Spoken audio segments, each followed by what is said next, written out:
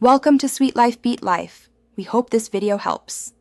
In this video, I will explain how to Hellcat swap a Ram 1500. First, gather all essential components, including the engine, transmission, and wiring. Next, prepare your Ram for the significant modifications required for this powerful upgrade. Consider the structural changes and system integrations needed.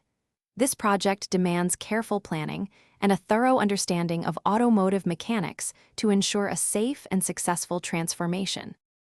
To begin, you'll need a complete Hellcat engine, ideally with its matching 8-speed automatic transmission. Don't forget the crucial wiring harness and powertrain control module, as these are vital for proper function.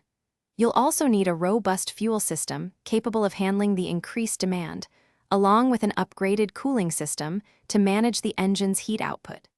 These core components form the heart of your swap. Installation presents several challenges. You'll need to address engine bay clearance, which often requires custom fabrication for engine mounts. Integrating the Hellcat's advanced electronics with your Ram's existing systems is complex and critical. Additionally, plan for custom exhaust routing and a new drive shaft to handle the immense power. These steps require precision and often professional assistance to ensure everything fits and functions correctly.